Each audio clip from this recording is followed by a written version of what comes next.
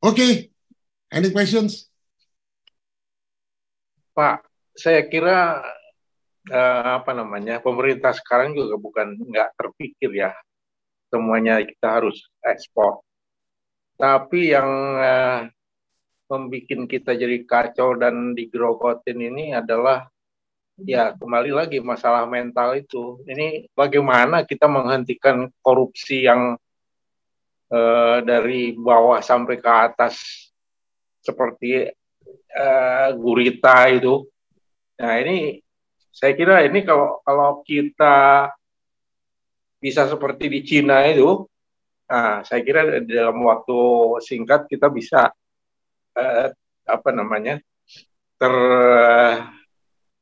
terlaksana lah semua konsep-konsep ekonomi yang seperti itu. Pertama Pak, politik ekonomi itu kan kesepakatan bangsa. Jadi siapa yang korupsi, ya punishment-nya keras Pak. Kayak itu, mestinya begitu. Ya, makanya harus dijalankan secara otoritatif.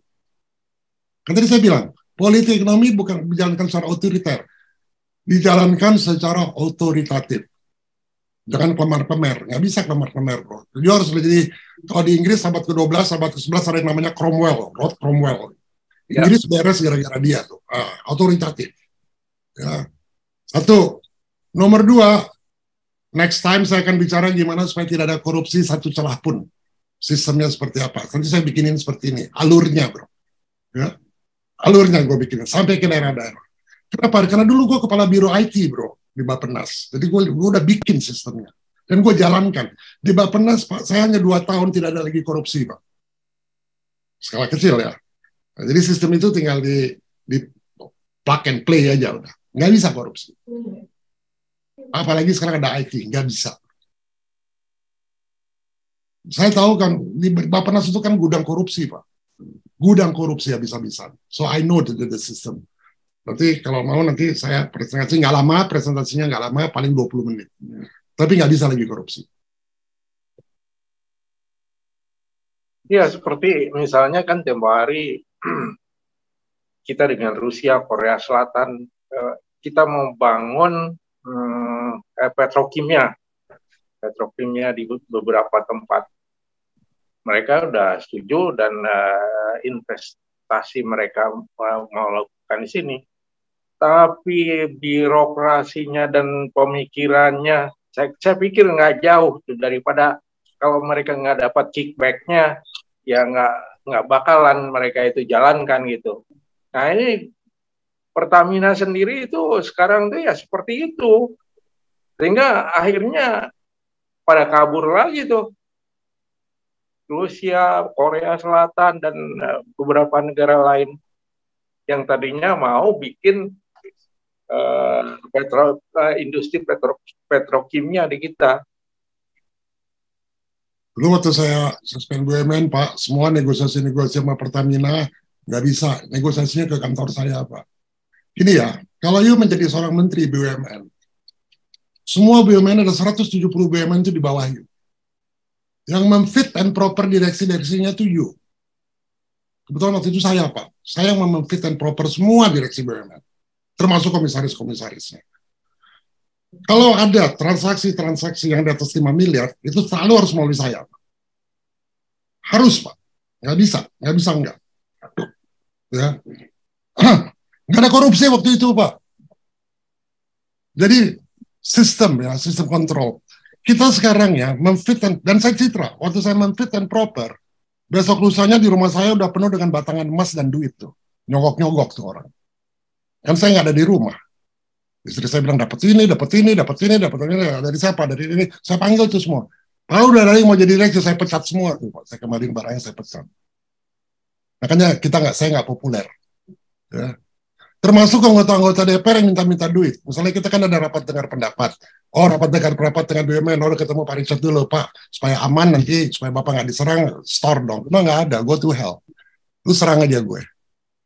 Nanti gue akan dan saya bilang di rapat dengar pendapat, lo, kemarin lu datang mau minta duit sama gue kan?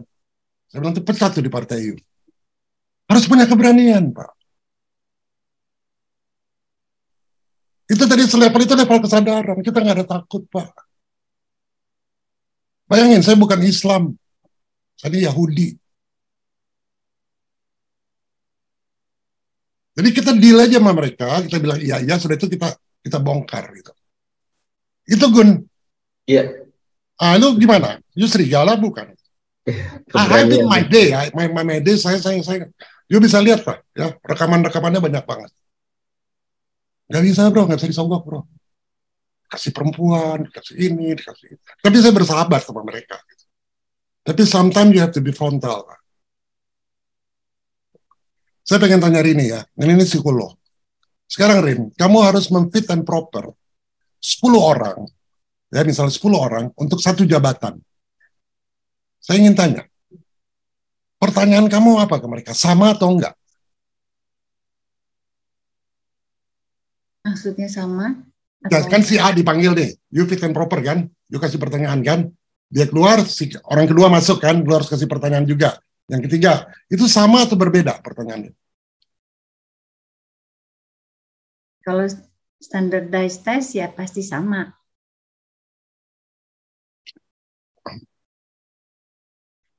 Sama ya. Nah, kita waktu itu sewa dari UI, psikolog dari UI. Hasilnya menyedihkan, Rin. Nah, menyedihkan. Ya kalau jawabannya apa, faking good, ya tentu saja akan menyedihkan. Ya. Kalau hanya mendasarkan pada pertanyaan yang standardized tadi tanpa ada elaborasi ya salahnya juga yang menanyakan. Pertanyaan saya sama semua Pak Edwirin. Saya nanyanya ke semua sama. Saya nyatanya gini, saya ngomong begini. Semua yang saya tanya, you jawabnya ya Pak. Jawabnya ya aja, jangan enggak. Mereka ini kan perlu jabatan kan. Saya ini orang yang berkuasa. Jadi saya pengen lihat. Oke, saya tanya. Apakah Anda bersedia jadi dirut Telkom? Ya Pak. Ya Pak. Apakah nanti setelah Anda jadi dirut Telkom, Anda akan korupsi? Ini harus jawab apa?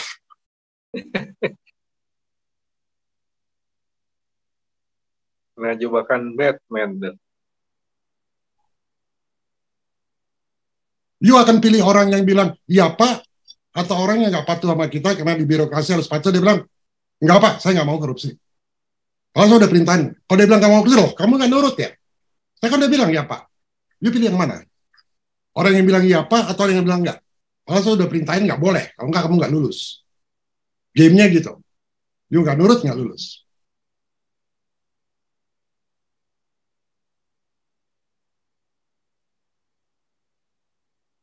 Jahat ya.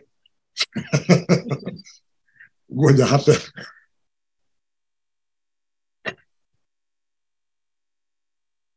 Gue mau tanya sama Kun. Kun, jawab semua pertanyaan gue ya. Iya. Jawabnya dengan ya.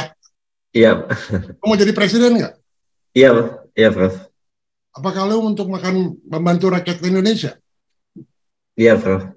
Lu nggak akan menyelewengkan kekuasaan yuk? Iya, Prof. Pasti dia mau menyelewengkan kekuasaan. Yuk akan korup? Iya, Prof. Ya kayak gitu lo harus lawan, bro. Iya.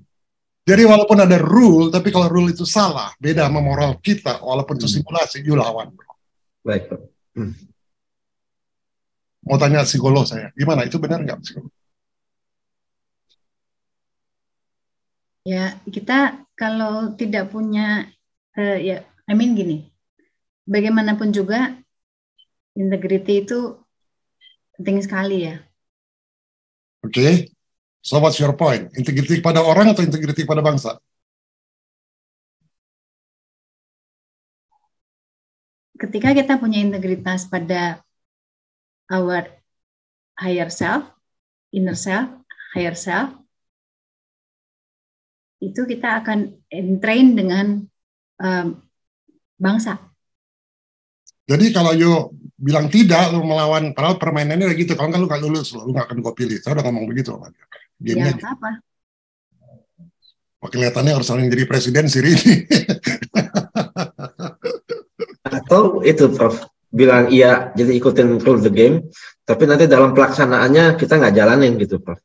Gimana bro? Sekarang gue yang memfit on proper test, pasti kesadaran gue lebih tinggi dari mereka kan. Gue pengen lihat orang yang punya karakter bro. Dia ngelawan nggak? Berani nggak nih orang? Apa dia hanya minta-minta jabatan? Yang bilang iya aja, gue suruh salah dia salah juga. Karena prakteknya tadi Ibu ini kan concern sama aparatur negara tadi kan bro, ya. Prakteknya mereka store ke atas bro. Berjamaah. Jadi harus cari orang-orang yang berani ngelawannya. Kenapa? Lu tahu kan Ginanjar itu kan perfeksionis. Kenapa gue bisa lama banget sama dia? Sudah kayak kakak dan adik. Karena gue berani mengatakan yang sebenarnya. Gak pernah bilang ya pak, gak pernah. Ya tentu dengan bahasa yang sopan ya, tapi kita punya poin gitu. Ya. Karena seorang presiden atau seorang menteri, dia perlu masukan yang positif, walaupun itu bertentangan, perlu itu mengatakan yang sebenarnya. Brutal honest bro. Jadi anggota DPR datang supaya kita nggak diserang nanti dengar pendapat, dia minta duit, gue juga brutal honest sama mereka, serang aja.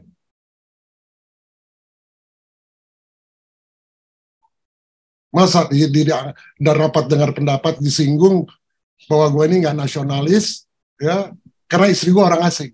Gue suara lu enak banget orang balik. Nah, itu gladiator di situ, yang ngadapin kayak gitu-gitu. Apalagi waktu saya di Komisaris Bank Mandiri, korupsi paling banyak di situ. Pertamina, korupsi paling banyak. Saya kan Komisaris Pertamina dulu Pak Yusuf. Ya. Selama 5 tahun masih di Jakokian kok. Lalu kita bikin DKPP itu, Dewan Komisaris PP DKPP 3 itu, yang ada 3 tim. Wah, korupsinya gila-gila. Nah, tapi operation intelligence harus ada gitu. Itu politik ekonomi gitu. Jadi after all, lu mau sepintar apa kalau lu nggak punya karakter, lu nggak bisa.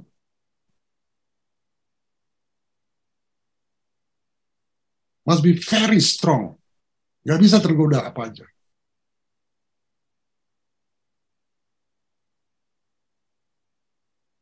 So how you play the game? Gue ngerti maksudnya. Kita iya-iyain aja, kita turutin. Tapi sekali yuk gitu bro, yuk udah dibeli bro.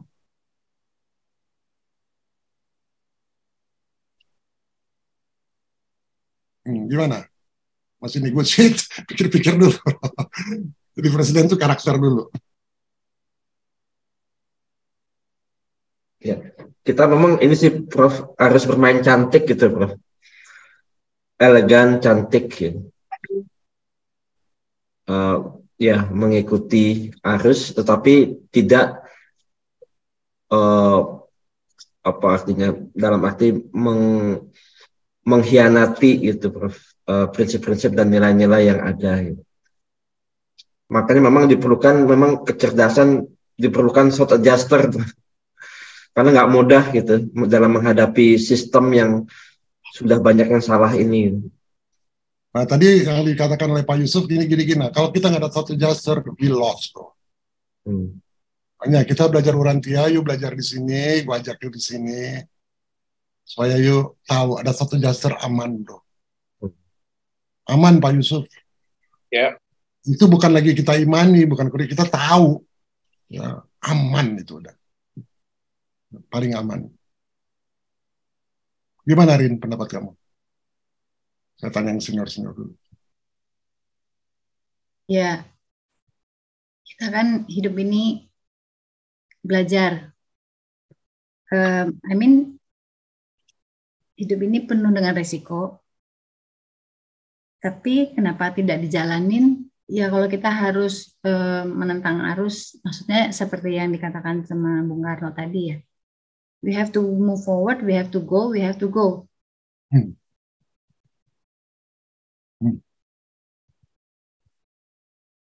Apapun yang terjadi. Tentu dengan cerdas. Lu kelihatannya ragu-ragu, Kun. Kun kelihatan saya ragu-ragu. Iya, Prof. Saya ngejalanin mempersatukan ya, saya di dunia serikat pekerja ya Prof. Banyak kepentingan di antara mereka gitu Prof. Saya punya idealisme. Saya harus mikirin setiap interest dari mereka. Dan kalau saya menyampaikan satu idealisme secara brutal, Prof, saya mungkin udah banyak dimusuhin, Prof. Benar. Mungkin saya ini ya. Tetapi karena saya bisa melihat celah dari semua interest itu, saya membuat win-win semua gitu, Prof. Saya bangun kesadaran, jadi sambil membangun kesadaran, tetapi dengan cara yang elegan gitu, Prof. Sehingga mereka tidak merasakan sebetulnya saya masuk ke mereka gitu, Prof. Dan sampai pada akhirnya persatuan itu selalu terjaga. Karena tadi ya Prof, perbedaan ideologi, ada serikat yang masuk ke partai politik A, B, ada yang juga terdogmatis, ada yang tidak, dan lain-lain. Jadi kalau kita nggak bermain cantik, pecah, Prof, pecah. Makanya memang dibutuhkan short adjuster, selalu komunikasi dengan short adjuster agar bagaimana bisa mencari celah-celah tadi untuk mempersatukan. Kalau brutal sulit, Prof, sulit banget. Oke, saya ngerti, saya paham. Makanya lu lebih punya potensi daripada gua, bro ya. Kalau gua orang-orang itu nggak ada negosiasi. Tapi gini, bro. Kalau pemimpinnya itu punya spiritual strength, bro. Spiritual strength. Segen, bro. Mereka segen. Tapi kalau you ya mengakomodasi kepentingan mereka tanpa you punya spiritual strength, susah, bro. Harus ada spiritual strength. Ya. Jadi kita ambil contoh ya. Waktu guru Jesus itu diminta untuk jadi ketua partai, Jesus juga bingung, bro. Dia bingung, gimana? Ini bertentangan. Tapi kalau dia tolak, ya dia dimusuhin satu kampung gitu kan. Nah, dia pergi ke guru agamanya, ke kasannya. Dia minta advice. Dia bilang kalau public policy, jangan mengatakan yang sebenarnya. You simpan punya goal, ya, bermanuver. Nah, cara itulah Yukun dipakai. Ya, maksudnya kan gitu. Tapi jangan kemakan, jangan never give promise this, promise that. You know, jalannya lurus kan. Kalau mereka sekedar jabatan, negosiasi penting, nggak apa-apa, itu under your control gitu. Ya. Karena yang paling parah di kita ini korupsi kan.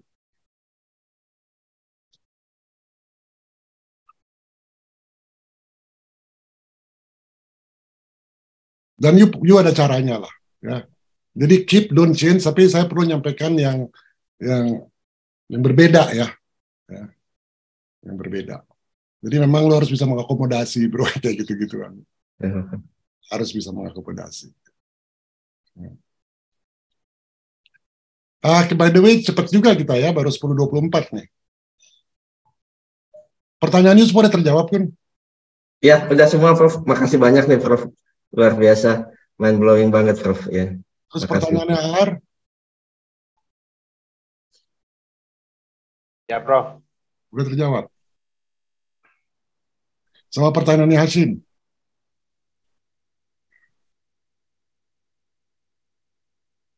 Luar biasa, Prof. Udah, Sim. Lu tidur kok bisa bilang luar biasa? Enggak, Prof. Tidur deh. Ada lagi materi lain? Pak Yusuf, gimana? Ada pertanyaan tadi udah terjawab ya, internasional ya, ada NWO ya, New World Order, kejawab ya Pak? Ya. Sudah Pak. Tapi ada sedikit barangkali ya yang Pak Richard tadi katakan ya, seorang pemimpin itu memang harus punya karakter kan. Nah, karakter itu datang dari mana? Itu dari spiritual strength itu tadi. Nah, seperti kita saksikan ya sekarang di di dunia nyata sekarang nih. Kita ambil contoh aja misalnya Pertamina nih sekarang. Dirutnya ganti ya. Tapi semuanya itu nggak punya karakter yang benar gitu ya. Dan cenderung itu mereka itu malah dikendalikan orang gitu. Dan kadang dikendalikannya itu bukan orang luar, tapi orang mereka sendiri. Ini ini sebagai studi kasus saja ya sekarang. Saya kan bikin organisasi pensiunan ya, Pertamina ya. Nah, itu kita kebetulan di kepengurusan ini punya seorang ahli hukum lah ya, yang betul-betul tahu lah. Nah, setelah beberapa ya kira-kira 2 tahun lah berjalannya organisasi, kita sudah bisa melihat ya bahwa Pertamina itu pada satu segi aja, segi yang kecil soal pensiunan ini, mereka itu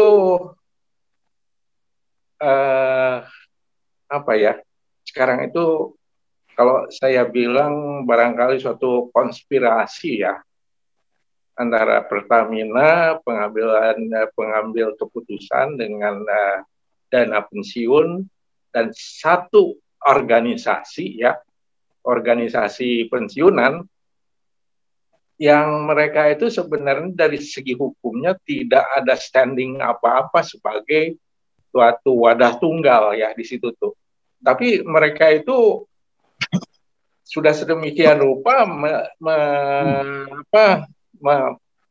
menganggap dirinya sebagai wadah tunggal gitu. Dan salah lagi. Mereka tuh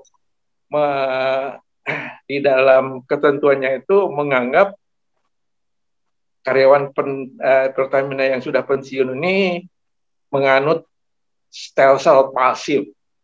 Padahal stelsel pasif itu adalah aturan buat kewarganegaraan sebenarnya. Bukan organisasi. Nah, itu sudah mereka berdiri ini sudah kurang lebih 36 tahun ya. Itu mereka mendirikan cabang kurang lebih 50 cabang lebih, semuanya dapat honorarium, semua dapat fasilitas dari Pertamina ya. Dan itu adalah ternyata menyalahi gitu. Karena yang ini semua itu dilakukan tanpa dasar hukum apapun. Padahal kita tahu bahwa keuangan Pertamina dan dana pensiunnya itu adalah keuangan negara gitu. Nah, ini yang sedang kita gali dan untuk coba supaya dihentikanlah praktek ini. Karena jelas aja merugikan pensiunan seluruhnya. Kita pensiun kita itu nggak pernah naik lah. Dari mulai saya udah berapa puluh tahun pensiun, nggak ada. Pelayanan kesehatan makin menurun. Nah, itu jadi... Oke, Pak. Situasi ini, Pak, ya, situasi yang Bapak gambarkan, itu persis terjadi di Jerman tahun 1930, Pak. Waktu ada The Great Depression di Amerika, begitu. Lalu Hitler naik, Pak. Inflasi waktu itu 25.000%. Beli roti itu, keping roti kita harus beli dengan satu koper gede ditimbang. Jelek sekali keadaan ekonominya. Hanya dalam 4 tahun, Pak. Mereka udah bisa membangun autobahn, mereka membangun Mercedes, BMW, mereka membangun pabrik-pabrik baja, Olimpiade, tahun 36, 6 tahun kemudian ada Olimpiade, maju. Yang mereka pakai sistemnya apa? Tadi yang saya gambarin persis, Pak, politik ekonomi. Import apel aja nggak bisa. Dikasih kuota. Dan mereka ya waktu Hitler membangun, cadangan devisanya negatif. In 6 years mereka udah sejahtera. Dan semua pegawai negerinya, Pak, diwajibkan dalam 1 tahun 3 bulan berlibur ke luar negeri dan dibiayai oleh negara. Artinya kan sejahtera banget, Pak. Kalau pegawai swasta cuma 1 bulan. Ya, kalau itu menjadi kekuatan ekonomi seperti model itu, liberalisme nggak laku. Makanya Amerika sama Inggris takut, makanya dihajar dia, Pak. Ya. Nah, itu tidak ada di textbook. Saya mendapatkan itu, saya terjemahin tuh bahasa Jerman sekian banyak, sebenarnya esensinya politik ekonomi. Kalau kun mau saya kasih bacaannya gimana. Ya, Jadi baik. setiap negara itu dipatok sama dia, importnya berapa.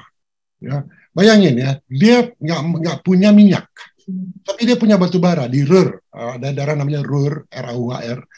Itu tahun segitu 1934 dia konversi batu baranya jadi minyak bumi. Gila nggak? Makanya dia bisa perang. Apa sih yang nggak bisa dengan teknologi sekarang? Kita semua konsultan asing, semua asing. Nah, itu blueprint itu tidak pernah dijadikan textbook. Jadi ketika kita dikasih scholarship ke Amerika, ke Australia, ke negara-negara itulah, ya imperialism, kita belajar ekonomi liberalism. Pinjam uang nggak apa-apa, satu negara nggak apa-apa, gitu.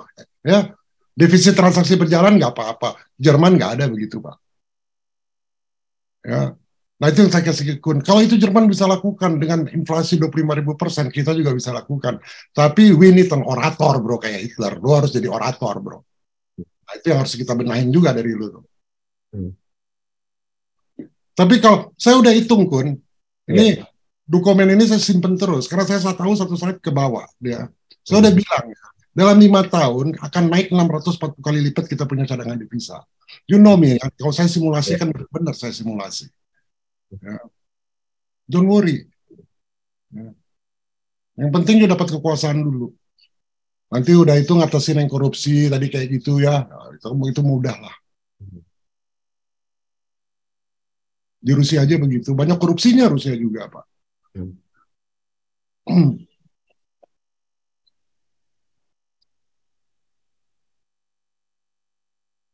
Saya bilang masa tapi semangat saya sama dengan Rini.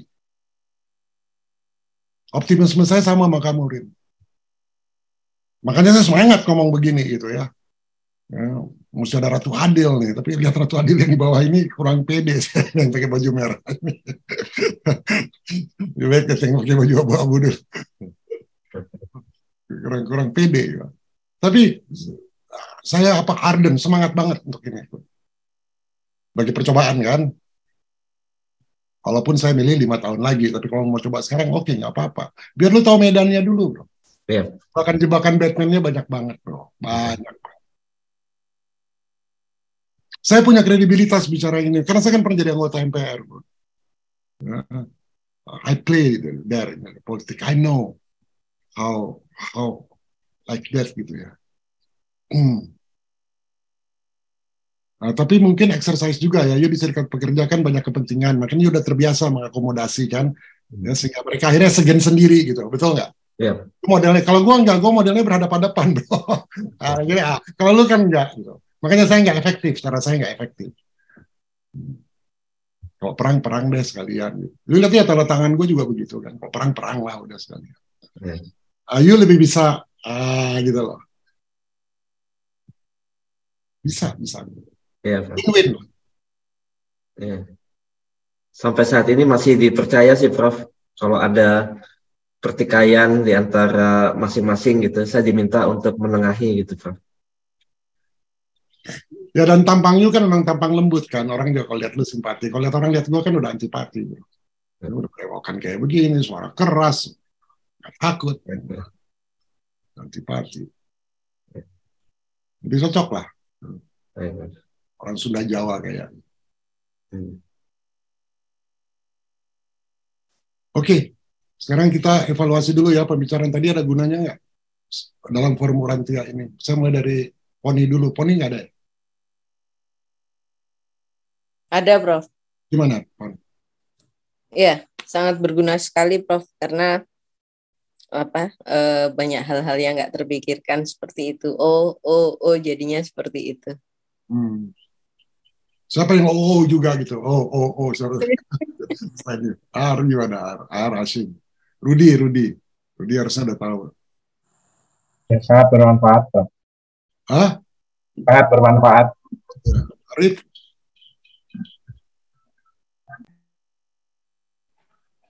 Gimana, Arif? Ini mungkin bagi yang mau belajar nanti agak kecewa kali ya, tapi ya ini kan saya banyak kaitan dengan Thought Adjuster, saya kaitkan dengan prinsip-prinsip spirituality gitu ya. By the way, saya kirim sesuatu tulisan ke Yukun, ada 30 halaman tuh. Oh ya, baik, Prof. Ya, makasih soal banyak. karakter. Ya, makasih, Prof. Pikirin benar-benar tuh. Siap. Wah, ini Pak Aryo sayang baru masuk. Wah, Pak Aryo, padahal seneng banget tadi dia topik tadi itu. Kalau dia ada. Tapi direkam kan, Rin? Nanti dikirim lah, Rin, biar saya bisa upload. Ya. Kita baru mulai, Mas Aryo. Tadi mulainya jam 10:30 kok. Iya, Prof. Mohon maaf nih sama rekan-rekan. Maksudnya mulai tanya jawab, kita mulai tanya jawab. Baru sampai rumah ini. Tadi bicara politik ekonomi. Dimulai dengan pidatonya Soekarno. Kun harus banyak dari pidatonya Soekarno, Kun. Iya, betul, Prof. Saya juga nyari itu, nggak dari YouTube, nyari. Tapi Prof, saya tadi tertarik omongannya Pak Kun tuh. Kita nih harus sekarang ini consciousness kita ini turun gitu dari yang dulu ya. Emang bener loh Prof. Dulu itu para birokrat, para penegak hukum mencari penjahat gitu. Nah sekarang para birokrat dan penegak hukumnya jadi penjahat gitu Prof. Sangat turun sekali itu. Ya tapi sebenarnya nggak banyak bro. Nggak banyak. Saya tahu waktu zaman saya pegawai negeri yang baik banyak. Lebih banyak yang baik daripada yang nggak baik. Ya. Benar. Ya. Kalau saya ini Prof, melihat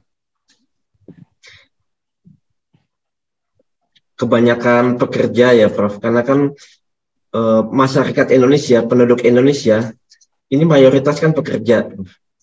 Dan begitu melihat di lapangan sekarang, bukannya mereka nggak mau menaikkan dari force ke power. Ya. Jadi semacam mereka tuh nggak punya choice, Prof. Makanya saya merasa ini nggak benar gitu, Prof. Mereka tuh nggak punya, begitu saya angkat dari force ke power, mereka bukannya mereka nggak mau, tapi mereka nggak punya choice, Prof. Kenapa? Yang pertama, kalau mereka upahnya udah di bawah UMP, nggak ada jalan lain, yaitu berhutang, Prof. Karena gaya hidup, tuntutan istri, anak, begitu hutang, udah itu begitu kelilit, yang ada tuh takut, Prof. Ya, tahu saya. Dan itu mayoritas masyarakat pekerja saat ini, refleksinya itu seperti itu. Ya, sama, apa bedanya dengan Jerman tahun 1930? Betul, Prof. Kan sudah ada model even worse. Ya. Makanya, the present is the key to the past, bro. Kita harus lihat the past, negara-negara yang even worse dari kita, how they bangkit. Kalau enggak, you nggak punya meta model, bro. Makanya saya optimis karena saya lihat sudah ada contohnya. Ya, ada contohnya. Jadi, ngerti kita keadaan itu. Tapi Jerman pada itu even worse. Udah musim dingin, nggak punya minyak, nggak punya bel. You lihat deh dokumenterinya. Ya. Saya lihat gitu, tidak bisa gitu. Caranya gimana? Berarti itu level consciousness bro, yang menentukan. Ya. Jadi entrainment ini luar biasa nih Prof. Kalau ini kita bisa lakukan spiritual unity.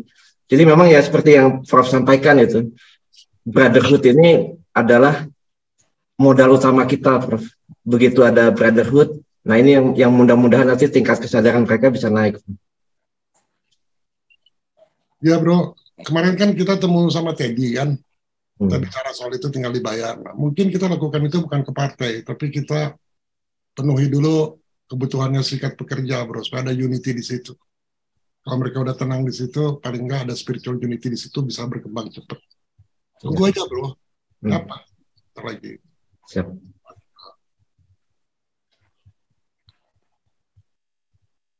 Oke, ada lagi?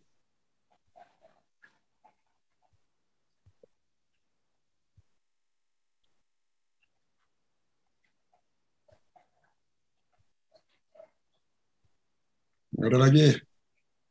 Udah 20.40 nih. Cukup, Pak. Jadi untuk PR yang penguasa semesta di Rabu depannya,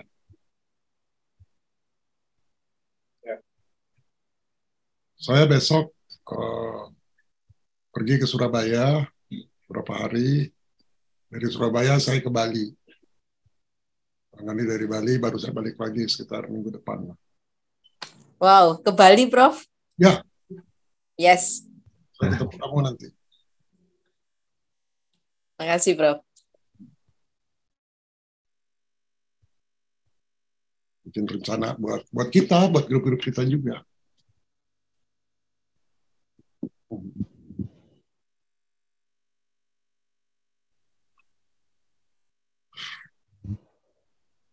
Oke ya.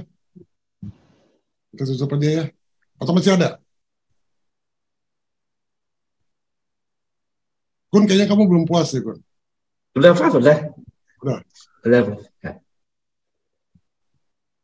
Pak Aryo, silakan Pak Aryo. Saya udah tahu hari ini pasti kasih Pak Aryo kan, kalau dia Pak Aryo belum ngomong. Mungkin karena saya nggak nyimak dari awal, jadi saya mungkin kurang ini ya. Tapi yang jelas sih satu pertanyaan aja, Prof. Satu pertanyaan aja. Satu pertanyaan, Bu ini. Tadi sekilas saya dengar kan kita bicara tentang metamodel sebuah sistem ekonomi yang pernah diterapkan di Jerman gitu ya. Apakah hal itu bisa diterapkan di Indonesia bila mana hukum keamanan gitu ya masih kayak gini, Prof? Apakah seharusnya dua-duanya juga diperbaiki gitu ya? Mungkin itu aja pertanyaan saya, Prof. Ya, Bro, harus begitu, Bro. Makanya itu kan dalam tempo 4 tahun tuh. Jadi nggak bisa langsung, ada sistemnya, ada protokolnya, Bro. Mereka kan punya angkatan perangnya kan berantakan waktu itu kan. Dalam 4 tahun, bang, keamanannya. Dan jangan lupa ya, smuggling ya, penyelundupan luar biasa pada waktu itu di Jerman. Ya, bandit-bandit banyak banget di situ. Wah, chaos lah. Ya, Sodom dan Gomora banget ya. Betul. Dibenahinnya seperti apa? Keren banget. Partai Nazi itu kan menang secara demokratis. Ya. Jadi mereka bukan partai evil kayak begitu. Mereka konsep mereka kasih rakyat butuh. Nah, yang dijual tuh ke serikat pekerjanya juga tuh kan. Ya. Konsep itu dijual ke serikat pekerja. Wah, didukung dia tuh dengan serikat. Jangan lupa ya, Hitler itu dibantu oleh serikat pekerja tuh. Iya, betul. Nah, itu solid. Tinggal kita copy and paste saja, Bro. Betul, Prof. Hitler itu memang pimpinan serikat pekerja awalnya. Jadi memang cocok banget, Prof. Ya, modelnya bersama, Prof. Dia tuh kalau ngomong ya di serikat pekerja itu ya ruangan khusus, nggak boleh orang lain masuk, ketat dijaga gitu. Wah, itu tuh yel-yelnya apa konsepnya. Pada lapar semua perutnya kayak Arok itu kan, tapi semangat. Bisa pidato Ar kan rapet, kalau lapar pidatonya kurang bagus. Ini ngomongnya dingin banget gitu ya, perutnya lapar. Sekarang udah enggak ya Ar? Enggak, Prof. Ntar kita ada waktunya, tenang aja. Siap, Prof. Mudah-mudahan sebelum tanggal 23 Maret sudah selesai semua. Ya, makasih banyak, Prof. Gitu ya, hari ini nggak ada joke ya. Siap.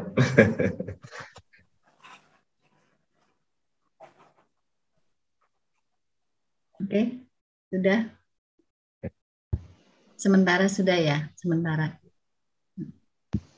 Jika pada saat tidur nanti diimpi-impikan, ya nanti kita sambung lagi dengan diskusinya di minggu depan.